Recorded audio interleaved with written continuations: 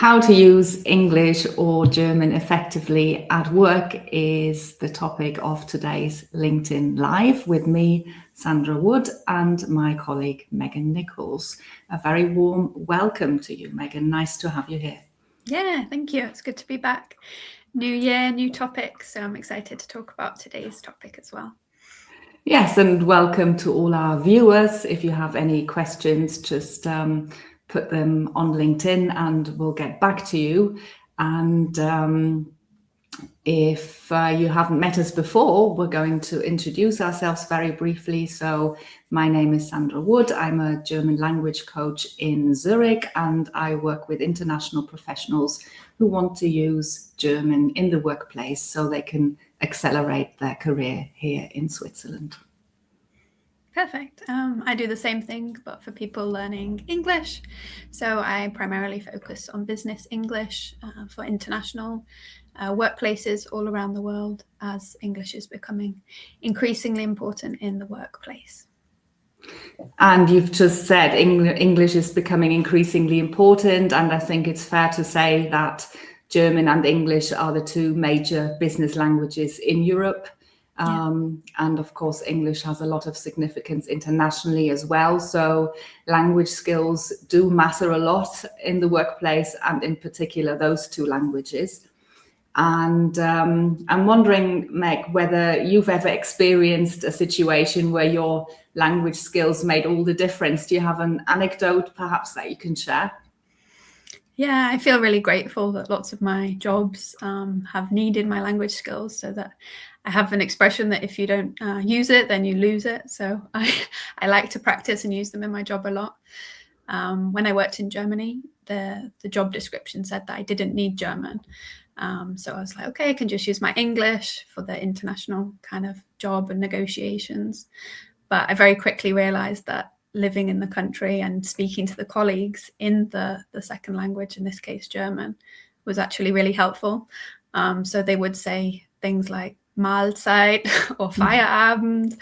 And it's just having that interaction where you can understand what's happening that really develops those personal relationships at work as well. What about you, Sandra? Have you had any similar experiences? Yeah, I was in my 20s and I was a student, so living in Germany, and I'd applied for this job at Siemens. They were looking for Werkstudentinnen, so working students. And I was studying English, so I thought this is perfect, but I was a bit nervous really because I didn't have any office skills. So this was the 2000s, maybe sort of late 90s, early 2000s, and things were very different then. And the head of department was American, who didn't speak any German at all. And then he started interviewing me and he said, do you know how to use Excel? And I said, not too sure. And then he said, do you know how to do a presentation in PowerPoint? And I said, haven't done that before, but I'm sure I can learn. And, he went on like that and I always had to say no. And then he said, well, but your English is fantastic, so you've got the job. So that was a prime example, where sometimes the technical skills are maybe not that important, although of course they would usually be, but it's often the language skills which add that little bit that makes you stand out from your competitors, really. So so why do we need say English in the workplace? What situations would demand English in German-speaking workplaces? Can you think of any? Yeah, I think it's less about the internal interactions and more about the external communication. So I'm seeing increasingly that clients have meetings with global teams, especially client presentations when you want to impress more of a international customer, for example. Another great example that you just shared is interviews. Being able to showcase these language skills really boosts your CV and this professional field. And lots of written communication, maybe emails or Slack channels or things like this, because English is often a bridge language. So you might not be speaking with people that are native speakers, but it's kind of the company language, for example, and it's connecting people in a common language. When would you use German, do you think? When do you think it's essential in an international workplace. Yeah, you've just mentioned the company language, and here in Switzerland, the company language often is English. So lots of international people work here, and they come here thinking, well, I won't need German. But then they've maybe been here for a while and they're looking for a fresh challenge.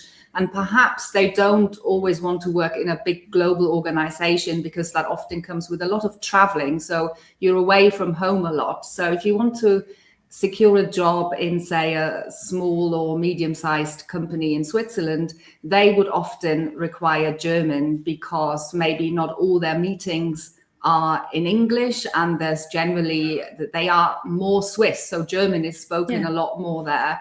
And they maybe want you to be able to follow a meeting, even if perhaps it's okay for you to speak English, because they value your English skills that you need for your particular role. But also the networking, going to lunch with your work colleagues, or what we call an apéro here, so drinks after work, and Very connecting important with people there. Yes, it's those small interactions, and you want to be able to fit in, and it's a much better feeling for you if you can pick up what's being said, even though you maybe don't need it as a working language. But I've had lots of students where their language skills have actually made all the difference in their jobs, and they've been able to secure those jobs which they were looking for, rather than maybe having a more junior role. Yeah, absolutely. This was my experience. This social interaction is often very undervalued, but it makes you feel like you're settled in, makes you feel more comfortable, and that you can just talk to people and have that open communication. I think is really important. Yeah. And also, because we're talking about companies and doing business internationally, I think there's a quote that you quite like, Meg, from former German Chancellor Willy Brandt. How does that go? Yeah, I learned it when I was studying German, and it's kind of stayed with me. If I'm selling to you, I speak your language. But if I'm buying from you, dann müssen Sie dann Deutsch sprechen. And I think this kind of summarizes what we're talking about today, that you must try and speak the language if you are interacting with people and you want them to buy from you, because you're the customer, and it's having that interaction to make them feel as at ease as possible. Yes, and speaking the language also makes you understand the mindset of that culture a bit better, and you can use that to your advantage in negotiations, for example. So yes, and work can be a great environment to learn, and you can ask your colleagues for corrections, but you need to be quite brave to do that. But yes, so basically this takes us to the next question that we want to discuss. What changes when you're using a second language at work? What would you say? What changes for people? Yeah, great question. I have had this experience myself, and I know lots of my clients have had this similar experience of an identity shift and having different aspects of your personality coming out when you speak a different language. And I find this fascinating. I'm a lot more organized and a lot more task orientated when I speak German compared to French, for example, where it's a little bit more spontaneous and go with the flow. So I think when you're using a second language, you can bring different aspects of yourself to the work, and that can really work in your favor as well. And also, like, learning about the cultural things that you touched on, like the tone of the way people give feedback is very, very different between German-speaking cultures and English-speaking cultures. This directness that the Germans seem to favor. So learning about this is, bringing a different aspect, a different filter to the way that you work. Have you noticed anything with the second language as well? Yeah, just going back to what you just said about the culture and the tone, I think it also changes your perception of a certain culture. So I think the Germans are often perceived as maybe a bit rude when they just come out with something like, but this is what somebody once told me. Somebody said, a German person said to an English native speaker, "Oh, das geht nicht," as in, you can't do that. and they were just being quite normal. And I don't know, maybe in English you'd say something like, I wouldn't do that if I were you, in a totally a little different, bit softer. Yeah. But they were actually just sort of helping them not do something that's, wouldn't be amazing, really. So it does help a lot, also understanding people and what makes them tick. So yeah, but apart from that, of course, there is a lot of pressure on people to be perfect, because you are a professional in your job and you want to come across the same way. And we've previously had a LinkedIn Live on this topic about how that can block performance. So if you're interested in that, go back to that recording. You can find that on YouTube along with our other recordings. But just make sure that you don't let that get in your way. You are still seen as a competent individual, and perhaps even more so if you try to speak a foreign language. Yeah, you're often doing something that many of your colleagues maybe can't do, like the example you gave with your manager at Siemens, wasn't able to speak German. So you're adding something to your professional portfolio, which I think is definitely a positive. Okay, anything else that comes to mind on why or what changes when using a second language? I think the mindset is important. It can challenge your confidence, but it can also boost your confidence if you're able to do certain things in your native language and another one. And often, as the case in Europe, maybe a third or a fourth.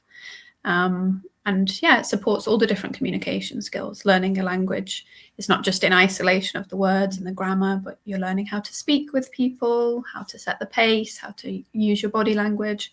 So there's a whole host of skills that might be added when you're using this second language. Yes, so we've pointed out why it is an advantage to have a second language and use it for professional purposes in the workplace. But we also are aware that it is quite a big challenge for people. So we'd like to help you a bit in terms of what to focus on. Often people think, oh gosh, I need to know all of German, like every single word, or I need to be like a native speaker in English. I need to be able to speak like King Charles and all these types of things. So it is not quite like that. You can actually achieve quite a lot with what you've already got, probably. So can you give our viewers some tips in terms of what to focus on, Megan, please? Yeah, I love that. It's not about trying to do everything, but trying to use what you've got in the most effective way. And I always kind of say to my clients, the clearer and the simpler that you can phrase something, the better. I think there's this misconception that when we're speaking a language or learning a new one, we need to go right in with the C1 level vocabulary and make it as complex and overcomplicated as possible, so that people think, wow, they'll learn this language to a high level. And I would kind of almost do the opposite, simplify it, and so that everybody in the room can understand, and so that you feel confident to deliver it. I mentioned English being a bridge language, and this is important to bear in mind, because you might be delivering a presentation to people where English is not the native language. And so making it super complicated is actually not going to help anybody. So simplify if possible. I think also learning workplace expressions that people actually use is really important, rather than just like the textbook ones. Like, listen to your colleagues, what they say in a certain context, maybe for lunchtime or to start a meeting or to finish a presentation. Listen to what they're saying, and you can kind of use them and take them for yourself. Something else I would say is use visual aids if you can. So if you're giving a presentation, it can be quite overwhelming to just stand there and speak, especially if it's not your first language. So use images, or maybe you've pre-prepared some phrases and make some notes and this kind of thing, so that if you do have a little panic, you've got something else to back it up. And the last thing I would say is like the pronunciation and the rhythm. Learn it at a natural pace. So if you can listen to podcasts or videos or watch TV and listen to how people speak, rather than just reading the words, because this is going to make you sound a lot more natural.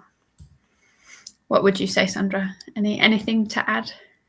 Yeah, some great things there already. And I think in particular, what's important as well is having the right vocab. So you already mentioned workplace expressions, but also learn the vocab that you need for your industry. So if you're in marketing, you don't really know any HR, you don't really need any HR vocabulary, but you need the phrases that maybe are required in the pharmaceutical industry, if you're a scientist, and so on. So focus on that. And that already takes the pressure off, because you realize, hey, I don't need to learn everything, but I need to know what serves me best so I can do my job. So that's one. And then also understanding the hierarchy, in particular in German-speaking companies, and how that affects communication. So people in more senior jobs would expect to be addressed in more formal ways, and that is reflected also in written communication. And you wouldn't phrase it in the same way that you might when you speak to somebody. So there's a lot going on there, lots of small nuances. And they are also, that they are so important that maybe sometimes it might be easier to write to somebody rather than, speaking to somebody face to face, especially when you're still thinking, oh, I may not have the right vocab. I worry a bit about not coming across as professional. So put it in an email, and that can really help. And it also gives you a chance to think about what you want to say, and put it in good German or English. And along with that, try and let go of perfectionism, because you need to build confidence and you need to start somewhere. So if you never take that first step, you're never going to get there. And the first time is usually the worst. So once you've spoken to somebody in the foreign language that maybe previously you spoke to in a different language, you've done it, and then you can move on and move forward. So I'd really encourage you to try and do that and build some daily micro habits into your day. So this could be that every lunchtime you chat with your colleague for 5 minutes in the foreign language, or you have this podcast which is about what you do. So if you're a scientist, you listen to a science podcast, and you get used to the rhythm and the pronunciation of the language, and you can pick up new words. So I would summarize and say it's about targeted practice. Make sure you pick the right things for what you need in your job. Would that be fair to say? Yeah, absolutely. Don't try and do everything, but whatever you're doing, try and do that to the best of your ability. Don't spread yourself too thin, as we say in English. So we've got some coaching experience, you and I, and we know what our clients tend to struggle with when they want to overcome that barrier of using their foreign language, or maybe their main foreign language in the workplace. What would you say, what do clients usually struggle with first? I would say for English, the pronunciation can be quite hard, because the way that words are written down are often very different to the way that we say them. We have lots of silent letters. I think we have 20 different vowel sounds for 5 different letters. So this can be really difficult. And so that's why I really encourage the active listening. Your brain can't create sounds that it's never heard before. So they might not exist in your own language, but if you can hear them, you can mimic them a lot better. Kind of the way that we learn our original language as children. So I notice the biggest improvement in my clients that are able to hear the natural speech before they are able to produce it themselves. What about German? I think it's a bit different, because the pronunciation is pretty much you see what you get. Yeah, to be fair, that once you've worked that out, that works in your favor. I think it's something around accusative and dative that my clients talk to me about all the time. And I think there's a danger that you get hung up around that, because all these endings and also adjective endings, they are not as important as you might think. And also when you've got masculine and neutral, without going into any detail now, but it changes the same way. So there aren't endless possibilities. And in my experience, that is actually not what stops you communicating successfully. The number one barrier in my experience is my client's mindset, that they think I cannot do what I do in German. And working on that mindset will get you so much further rather than focusing on what you think you need from a grammar perspective. People, they don't listen to mistakes, they listen to what you have to say as a person. And because German is a bit different to some other languages in that respect, that you might be more likely to make a mistake when you haven't had so much practice. You can't change that. So just roll with it, but try and just do it anyway. And if possible at all, work on that mindset and let go of perfection. Easier said than done, but I love that tip. Yeah. So what can we do to make progress fast? If people want to see some fast improvement in the language skills, what would you recommend? Yeah, I think the mindset is an important one. Another one that I encourage is immersion.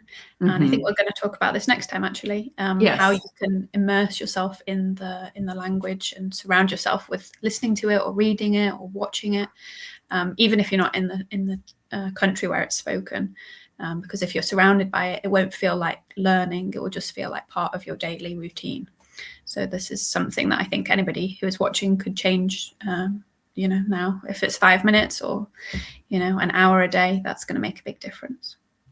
Yes, it's challenging to build new habits, but it's the start of a new year.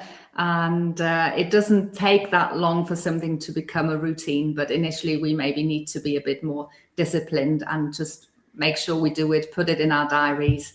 And immersion can be challenging if you are not in the target country.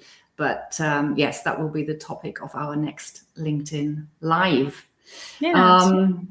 Anybody that is watching this is already on the right path, and it's not an easy thing to do to use a second language in a workplace. But if you're watching or if you're taking any of these tips, then hopefully you find some encouragement that it's possible and it's not as hard as maybe you think it is at first. And we've seen people do it. We've seen lots of people do it. So our clients use their foreign languages successfully in the workplace. And you're not the only one who's had to overcome that barrier. It is doable, and you usually get a lot of admiration for that. So try and change that mindset, coming back to that again. That would certainly be one of my top 3 tips in terms of takeaways from our live.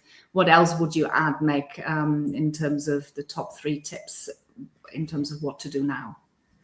Yeah, definitely go with the function of the language. What are you going to need it for? What are people going to talk to you about? What phrases are you going to use? We're using languages to communicate, not to sound amazing or to sound impressive. So if you can communicate and have those basic phrases and vocabulary for your function and for your job role, if you can have those, that's going to be a great way to start. Certainly, yes. And don't ignore the cultural aspect either. Make sure you don't just focus on the language, but also on how people might be a bit different in a different culture. And if you can get the hang of that, you can really, really use that in your favor. You can work people out much better and build better relationships. And that's what knowing a foreign language is all about, really. We want to connect with people. Yeah, absolutely. Okay, so thank you very much, Megan. I can't believe we've already been chatting for a good 20 minutes. And all that's left now is to point out that our next LinkedIn Live will be at the end of February, and we'll be talking about how immersion works even if you don't live in the target language country. So some more useful tips coming your way there, and it would be great to see you again in February. Perfekt, dann ich freue mich. Bis dann. Bis dann. Tschüss.